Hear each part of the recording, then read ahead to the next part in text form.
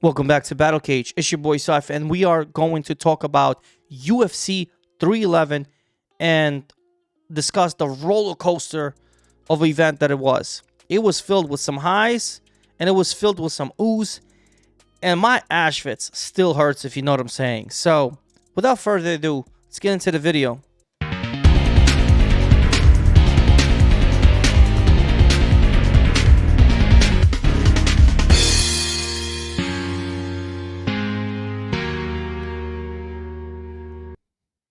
UFC 311 kicked off with an interesting prelim event. It was Tagir Ulanbekov taking on an undefeated Clayton Carpenter. The fight overall was good. It was relatively competitive.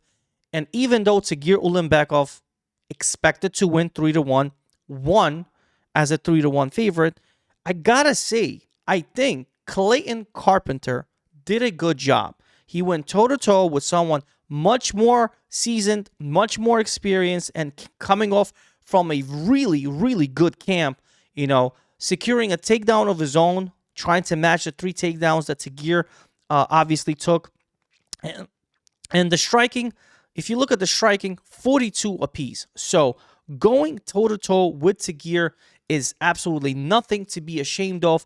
And in fact, I would actually say it was rather refreshing to see someone going toe-to-toe, as you can see, striking and giving him the business. So overall, I think it was a good fight.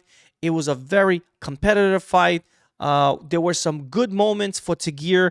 There were some good moments for Clayton Carpenter. There's an argument to make that even though, as you can see, Tagir having the success in the ground and pound situations, being on top, I think the second round definitely could go to Clayton Carpenter. Clayton Carpenter, as you can see, gave Tagir the business. There is physical damage right here. You can see it, no denying. So he went toe to toe, like I said, with someone much more seasoned, and I think it was a good exchange. And it was a great learning opportunity for the young man. He's only 28 years of age. The sky's the ceiling. So I'm interested to see how he's gonna bounce back from this loss. And I'm sure we're gonna see levels of growth and leaps of leaps in his skill wise. I think it's actually a great opportunity for him to go back and just work on everything that didn't go his way. But it's the game we play. Let's move forward. In the next fight, we had Sopaj. This was his second outing since he got knocked out by Vinicius Oliveira. He went against Ricky Tercios. This was a good fight. I would have to summarize this fight as relentless because Ricky Tercios was up in that ass, if you will, the entire fight. Bernardo Sopaj, you look at the striking differential, he's actually losing the striking differential. Total strikes 113 to Ricky Tercios. He was a busy bee. He didn't stop for a second. The significant striking, 81 to Sopaj, 1 knockdown for Sopaj, and the more damaging sequence-ending shots are definitely for Sopaj. 2 takedowns for Sopaj versus 1 in Ricky Tercios. But it was a competitive fight, and it was fun to see. It was actually fun to see. There were moments for both fighters. You know what I'm saying? Some good moments, as you can see here. Sopaj was just getting the better of the exchanges. He was definitely, throwing the most damaging, more precise striking, and definitely a unanimous decision win. But Ricky Tercios, I think this was the most competitive Ricky Tercios that I've ever seen, and this man was just relentless. Good guessing, always try to pressure, and he was in this fight. It's not like he was getting his ass kicked, and you could argue that he won one of the rounds. I don't remember which one at this point, but he definitely, you could argue, had either the first or the second round versus Bernardo Sopaj. But Bernardo Sopaj you know, good bounce back, only 24 years of age. I'd like to see, growth. This is, and I saw it. And again, levels, he can go higher and higher. So sky's definitely the limit for Bernardo Sapaj. Good outing for him. I'm glad Ricky Tercios came in to strike with him, and he did his thing. So both men did their thing. Loved the fight. There's nothing bad to say. And again, loved seeing Ricky Tercios coming with a sense of urgency, because he has been on a little bit a skid, and even though he's losing this fight, I think there's promise that he might be getting another fight. I was thinking he probably gonna get cut, but after this performance, I think UFC is gonna have him stick around just another fight maybe and see how things are going. So that's my 2 cents on that fight. Let's move forward. Oh boy, the next fight, man, this was a really disappointing fight for a lot of fans. There was a lot of stock put in Rinya Nakamura, but to be honest, this man Gafurov came in and he delivered. He refused to be such a massive underdog.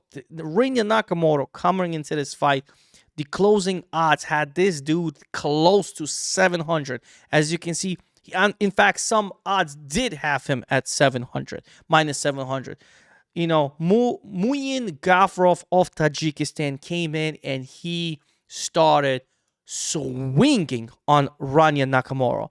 And Rania Nakamura, believe it or not, all this praise of wrestling, where was this wrestling? Because I didn't see it. Did you? I'm sure you didn't either. There was all this wrestling, all this hype for this guy. This guy looked like he did not belong here. He looked like he was just so confused.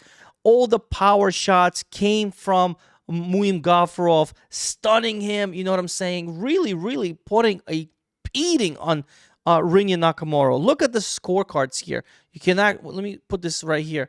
You could go by judge right here. Chris Lieben scored 10-9 in favor of Muim Gafurov. Every single thing. 10-9, 10-9. So identical scorecards. And this is pretty much the story right here. You just see crazy exchanges from both men, and Muim Gafurov just winning the exchanges, playing with Rania Nakamura. In terms of takedowns, there were no takedowns because Rania only shot one time. Muim shot only one time. It was a striking affair. 73 total to 39, favoring Muim. Significant strikes, 37 to 31, but definitely put a beating on this guy. Had him all over the cage, and congratulations, Muim. I have nothing else to say. So where is the stock on Rinya Nakamura? Pretty much nowhere. Such expose, if you will. So I don't know, man. Was it an off night for him? Was it something, or did Muim just come in more determined and just refuse to be such a big underdog on the betting odds and said, you know what, I have nothing to lose? And I think his back was against the fence here. A lot of people counted him out, and he said, nah, like this was such a crazy dog card, and this was the first dog that really barked, and he barked loud here, because I'm sure a lot of people had Rania Nakamura in their parlays, and that just went to shit. So bad start in terms of parlays for a lot of people. And yeah, that's all I gotta say in this fight. Really disappointing for Rania Nakamura, but man, congratulations to Muim Gafurov. He's definitely getting another fight in the UFC, and yeah, I'm happy for the guy. Let's continue. Another dog, back to back, Aylin Perez, and I gotta say, I'm at this point convinced that the twerking machine she's a vibe, man. She's relentless, and I gotta give her the flowers. I gotta give her the respect that she deserves. She seems to fight with such sense of urgency. Does not give a shit if you count her out. because on paper, Carol Rosa was the better fighter. And if you look at the exchanges, if you look at the significant exchanges, Carol Rosa 53 to 62 definitely had some some good moments. The first round definitely swayed in her favor. She was able to keep Aylin Perez at bay, but Aylin Perez is relentless. She secured 2 out of 8 takedowns. She was up in that ass, if you will. And yeah, I have nothing bad to say. She's a ferocious fighter. At this point, you just gotta respect her. You know what I'm saying? You just got to. You can't like, you look at her face. She's really determined. You can say whatever you want about her. Her shaking her ass or whatever. Like, she's in this fight. She's ferocious. Look at her. Like, she's like, come on, let's go. Let's fight this. So I really loved the sense of urgency from Aylin Perez. I apologize to her. I picked Carol Rosa because I thought, in terms of competition wise, Carol Rosa was way above her. She's fought the better girls, but Aylin Perez shut me up. It was a night where the dogs really came and they said, I have nothing to lose, man. I'm playing with house money at this point. I'm gonna do my thing. So congratulations to Aylin Perez. I have nothing bad to say. I will never talk shit about her. I'm curious to see who she's gonna get. There is some chirping going on with her and Tracy Cortez. That could be a really good fight.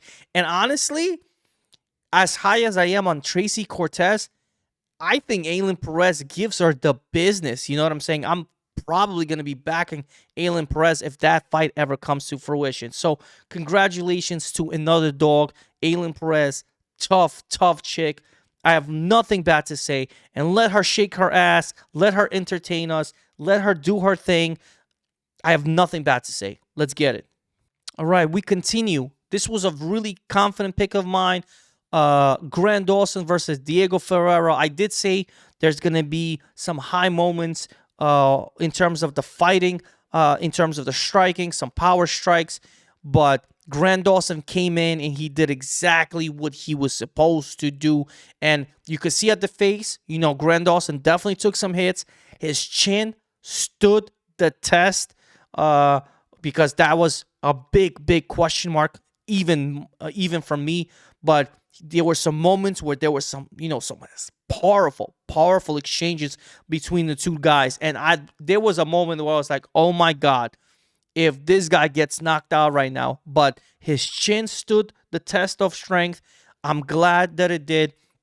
And even though you may consider this somewhat boring fight, Grant Dawson implemented a great plan. He came in, he shot 11 takedowns, he landed 6 takedowns, he controlled the fight, outstruck him on the floor. He did his thing, man. And there was a questionable stand up. The referee stood them up. I was confused about that.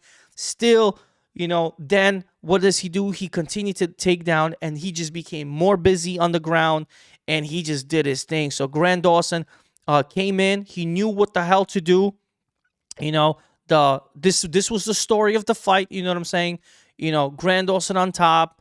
Diego Ferreira is just in guard, trying to escape, but didn't do such a good job escaping because Grant Dawson, man, he's a good wrestler. And once he takes you down, you know what I'm saying? He's gonna keep you there. And as you can see, he gets busy. These are powerful hammer fists that were raining down on Diego Ferreira. And at that point, the referee could not stand him up anymore. So, he understood what the hell's going on. Controlled Diego Ferreira here. Here you can see him, controlling against the cage, using the head very, very wisely. So high caliber grappling, high caliber. I'm not going to say too much of wrestling pedigree, but the grappling was really, really high level for Grant Dawson. So unanimous decision win. This is exactly how I thought this fight was going to go. And he was one of my most confident picks, and he was in my flip parlay. So he kind of got the party started. I was really happy. But yeah, let's move forward. All right, next fight we had Bogdan Goskov taking on a short notice Billy Ilikana here.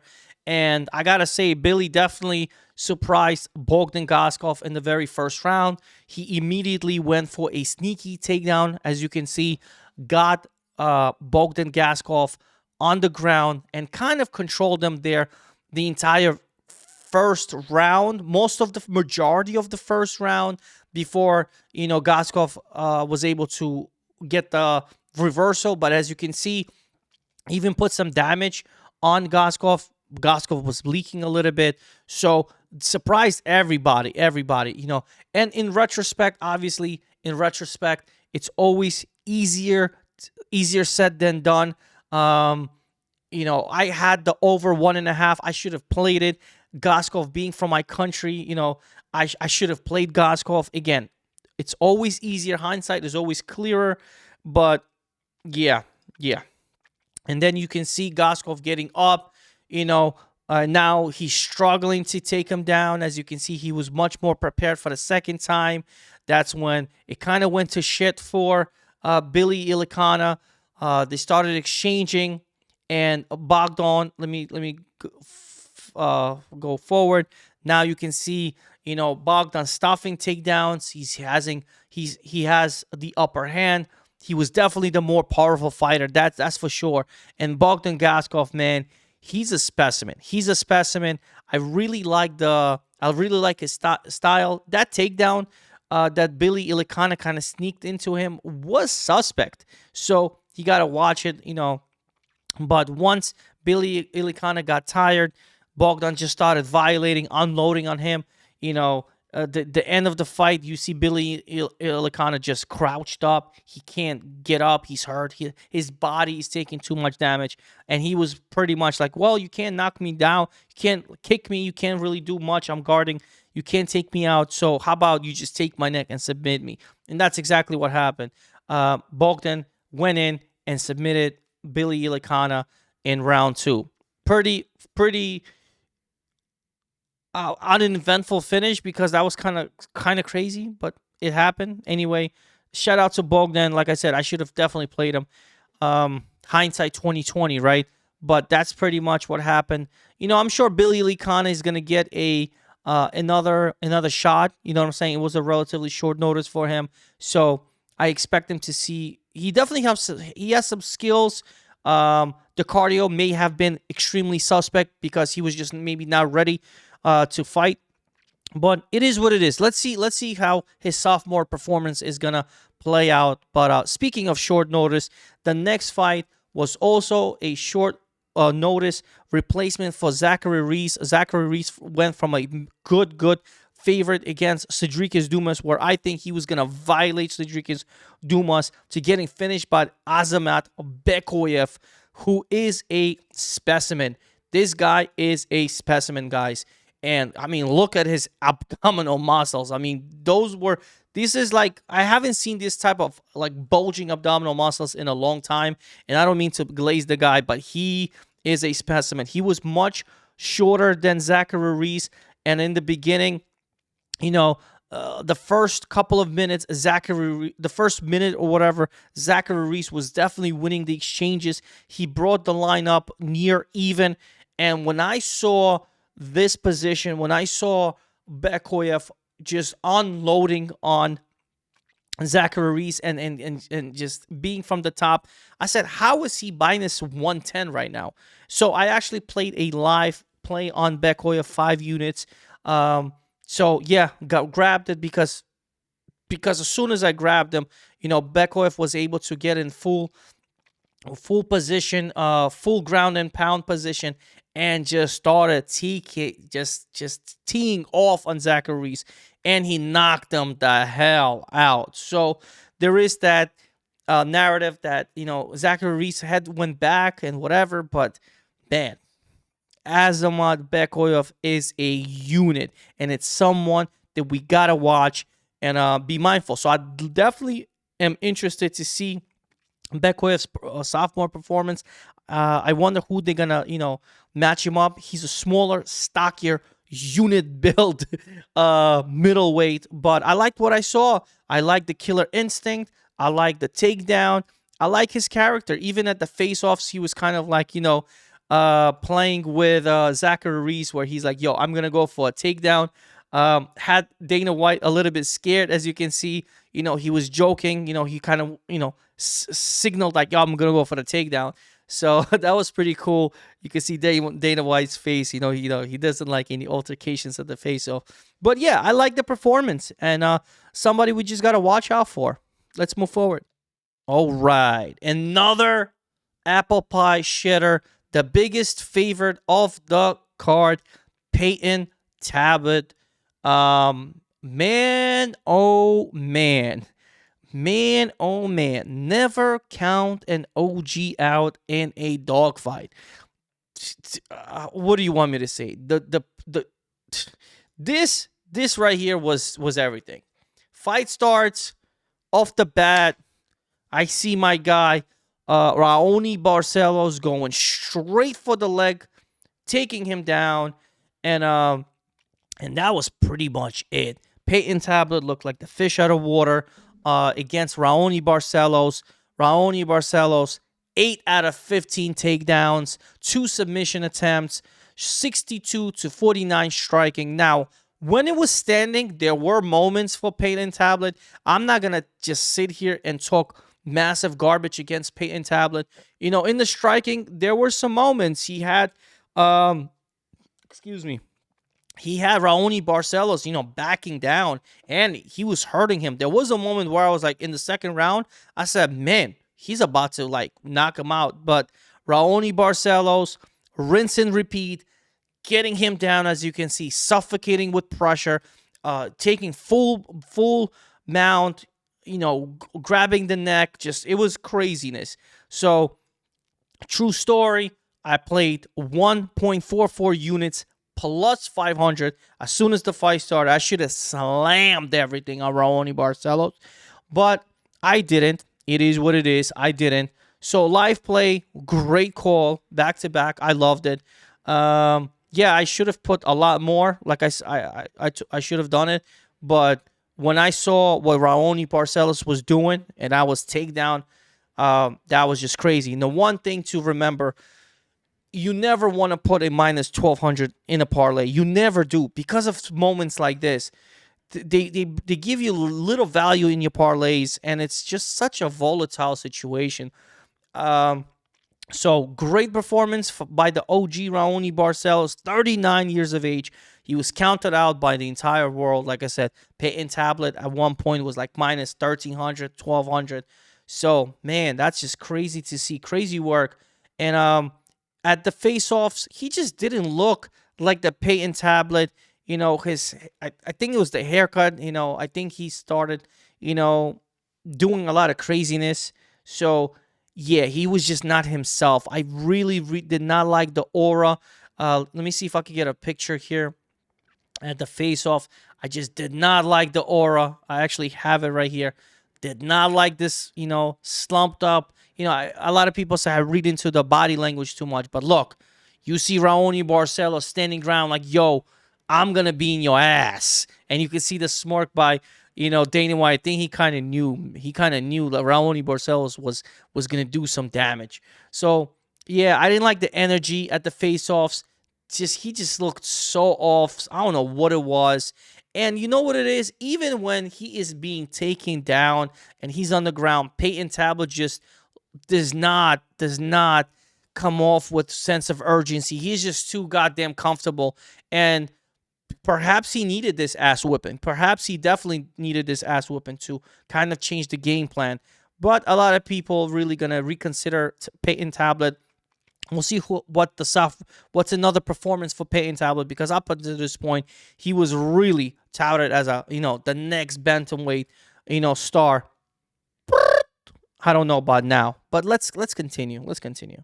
All right, we are now in the main card, and in my predictions of the main card, I only did the main card because, well, a lot of things happened. There were 2 short notice replacements for the prelims. I should have guys hit you with a prelim video, but I kind of wanted Kevin Holland to win. I picked him to win because I thought he was going to be much more aggressive and with a sense of urgency.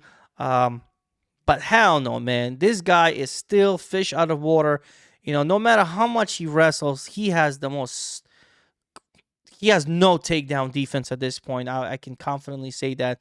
Once you take him down, it's over. 2 out of 2 takedowns for Reina de Ritter. Took him down, controlled him, went for one submission attempt and pretty much submitted Kevin Holland. The fight ended in the very first round. Very, very bad performance by Kevin Holland. I disappointed in him. I don't know what UFC is gonna do with him, but yeah, like this man came out almost unscathed. You know, happy, jolly good fella, as he should. Kevin Holland, he just does not give a rat's ass if he loses. There's no sense of urgency. Take him down, control him, submit him. Doesn't give a shit. He definitely did strike well. He hurt René de Ritter. He's a good striking. He's a good striker, but that's all he's ever gonna do. He's never. I don't think he's. I don't know, man. I don't know. I really don't know what UFC does with Kevin Holland because he has he's not he's extremely undersized in middleweight, and he goes to what welterweight the minute he fights another wrestler.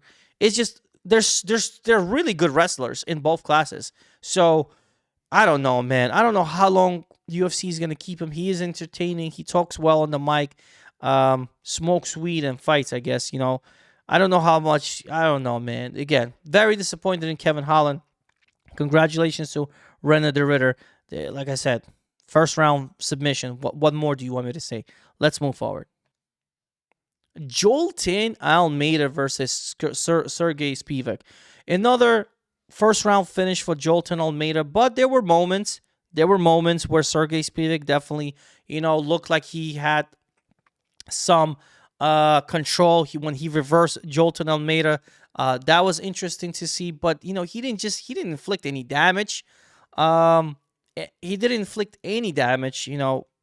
Like he was doing the work, but it was not enough.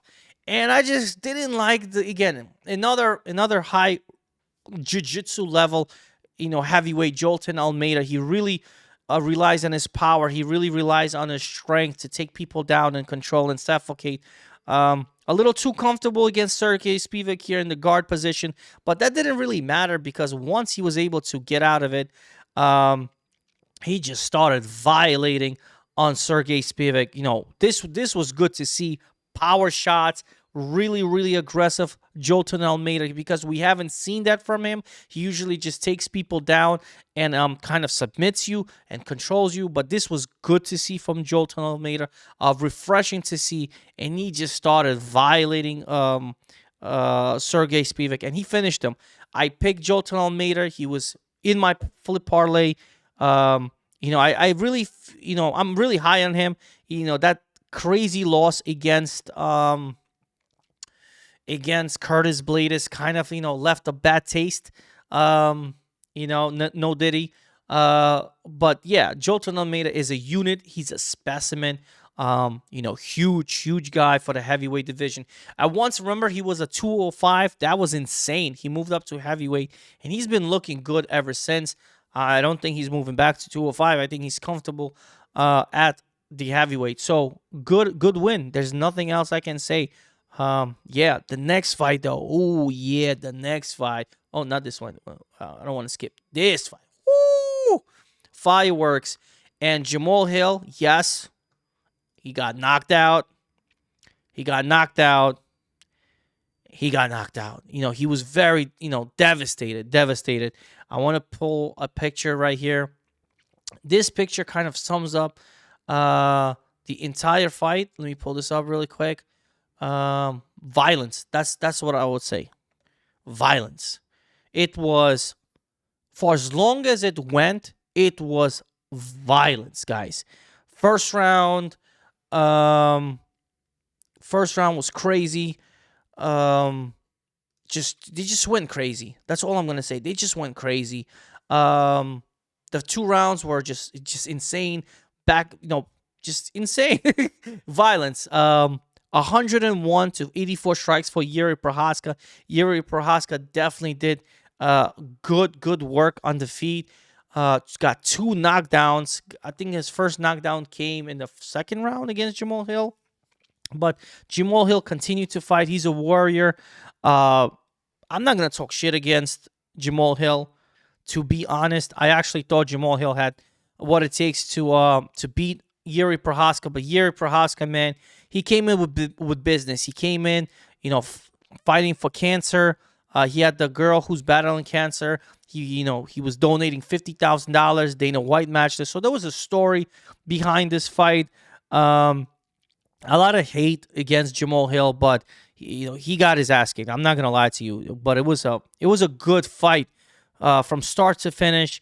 And Jamal, he showed a good account of himself. I'm sure he's disappointed in his performance for getting knocked out. He hurt Yuri. There were moments where I thought he was gonna knock out Yuri Prohaska, but Yuri Prohaska used his distance. He's such an unorthodox fighter. The way he moves, he's pretty much the closest thing we're gonna have in terms of samurai in real life in 2025, right? Yeah, Yuri Prohaska did a good job. He was very, very crisp with his shots. They were just coming out of nowhere. A lot of uppercuts, a lot of clinch work by both men. Great fight, violence, guys. This is the picture, as you can see. They just going at it, toe to toe, very close range. There was just violence. Body shots were definitely hurting Yuri Prohaska. Great body work by Jamal Hill. I will reference that, but at the end of the day, Yuri Prohaska, man, gets the job done. 3rd round knockout. Let's move forward. Okay, here's where it really went bad for me because Umar Nurmagomedov, I was so high on this guy. I thought he was gonna come out and just make it look easy. But hell no, man. This guy, Marab the Machine Devalishvili, and I really want to talk about this. I disrespected him. I talked a lot of shit to Marab. I said that he was going to get destroyed by Umar Nurmagomedov. And the first 2 rounds, it definitely looked like I was on the winning side, like I was on the right side. And as the fight kept going, it just got bad and bad and bad and bad. This is like the first 2 rounds. Umar Nurmagomedov, quick exchanges. He's hurting Merab Dvalishvili. He's stuffing a lot of takedowns. And what is a lot? Oh boy. I've never seen anyone shoot 30 goddamn takedowns in my life. 30 takedowns and to land only 7. That's 23%. You gotta understand how hard Umar was working. Even Umar only had, 15 takedowns? He only landed 2. But this man, Merab Dvalishvili, man, he is not a human being. He is not a normal guy.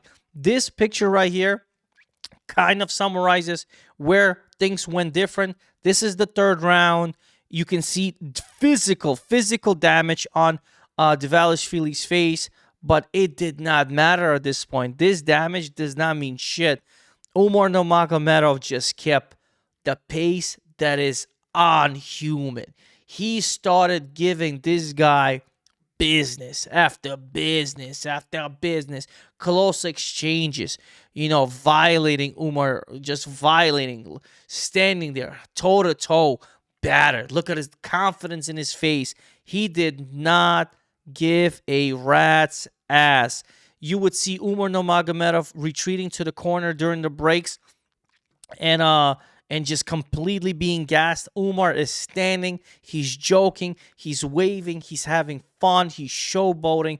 He was just on another level. I have never seen anything like it. He started dropping Umar, pointing to him. You know what I'm saying? It just didn't matter. He just kept going and going and going and going, securing takedowns against Umar Nurmagomedov, earning points, just completely. And, it was Umar Nurmagomedov that said he's going to take Merab Dvalishvili to the deep waters. I beg to differ. It was this man who took Umar Nurmagomedov to the deep waters.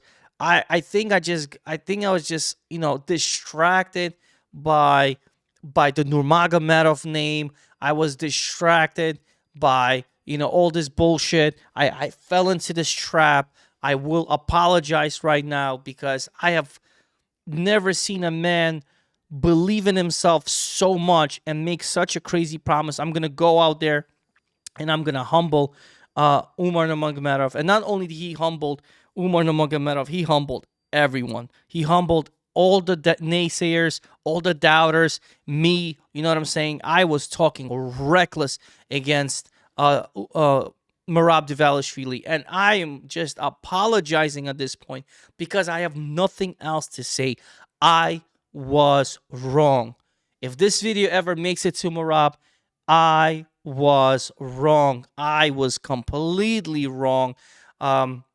Your cardio is just stupid, bro. I don't know what you do. I don't know how you in this, in this conditioning. You're what, 33, 34? You're relentless as fuck. You just don't stop. You are the machine. You are the machine. And he's now in the conversation as actually being one of the best bantamweights of all time.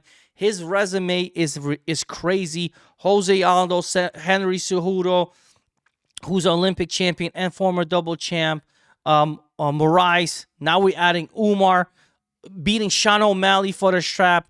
I mean, he's on a tear, guys. So it's going to be interesting who they give him. He wants a rematch with Sean O'Malley. I think he's from the performance.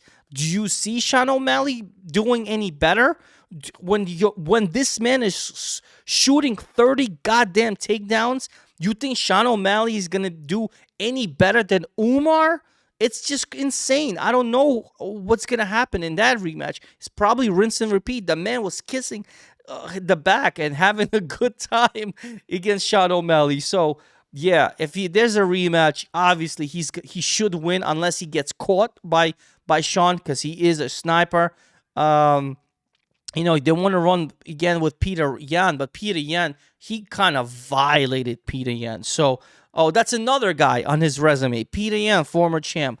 So, yeah, this guy, Merab, man, I gotta say, 311 is about this guy. Their pressers were good. The build up to the fight was crazy. I was obviously on the other side. It is what it is. I took a huge loss, guys. 7 units riding at this last leg with Umar. So it's painful. It is what it is. This is the game we play, guys. It's the game we play. But yeah, this man, once again, I got to give all the flowers to this guy. He did his thing. He went against the entire world where everybody counted him out, and he just shut everybody up. That's it. I got nothing else to say. Pretty emotional in this fight, but it is what it is. Let's move forward. The next fight was Islam Makhachev taking a last minute. I'm talking about last minute. I'm talking about 24-hour notice, last minute. Arman Tsarukyan does not go weigh in. He pulls out of the fight due to injury. Renato gets the call. He accepts the call. And, kudos to Moicano, but first round submission for Islam Makhachev. He made it look very, very easy. He made it look like Renato Moicano does not belong there, and I was kind of high on Moicano. I thought it was going to go longer. If anything, I thought it's going to go to maybe round 3. No. And today he admitted it. Renato Moicano admitted it. The way he took down is the way Islam Makhachev took him down, he just didn't anticipate it. He's a powerhouse. Once he takes you down, it's over. This picture right here, you can see when it was standing in the standing, you can see redness around Makhachev's face, because when Renato was throwing punches, it was connecting, and as long as the fight stood, it was relatively competitive. And as soon as this went in, as soon as this grappling went in, you see how he just grabs the leg, uses his left hand with the momentum and just puts you down. Yeah, that was pretty much the beginning of the end, because he spent very little time from the top, and before you know, I'm not even sure if this is a anaconda or a dark stroke, but as soon as he grabbed it, it was so deep. It was so deep in there that that Renato Moicano had no choice but to tap. So at this point, in the presser, even even what's his name?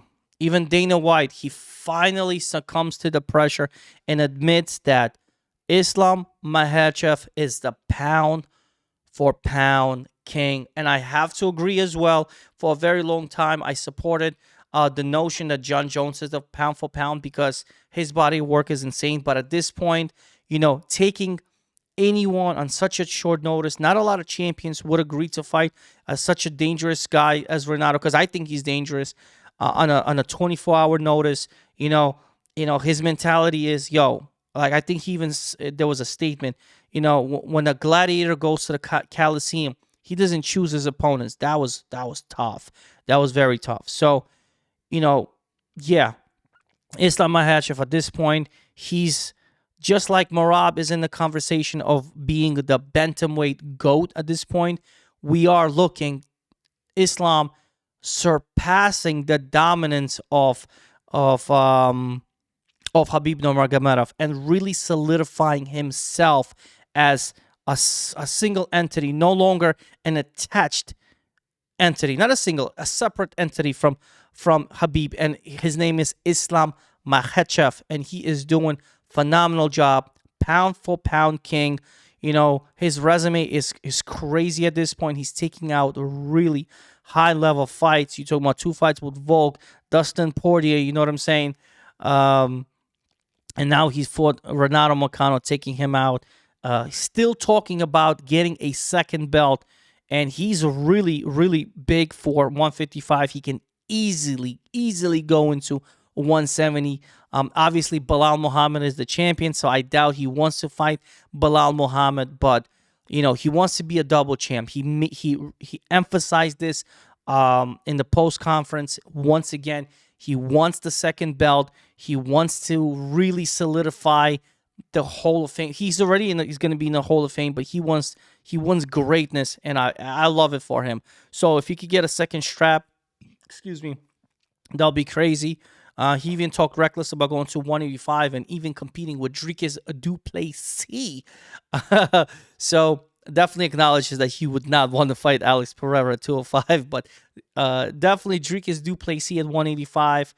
That would be crazy if he skips 170, goes to 180, and gets the belt. That's just insane. I can't even process it. But that's pretty much UFC 311. I hope you guys like the content of this video. I was very honest. I was, these are my thoughts. I'm not trying to, take somebody's whatever. It's how I felt. It is the truth. I had some plays. I even though I lost 7 units, I made those units back. Live plays. That's why I always tell people to consider live playing. All this homework bullshit, it really doesn't work when you are live, when you're playing the game. So I may consider, hopping into a like a live stream, and we could do a little bet along, things like that. So yeah. So check out my channel, subscribe to my channel. I hope you guys like the content of this. Give me some comments in the, whatever. Talk your shit about how I was glazing the living shit out of Umar Nurmagomedov, and he shit the entire fucking night. Excuse my language. But it's the game we play at the end of the day. So like, comment, subscribe. You already know what to do. Catch you guys next time. Take it easy. God bless.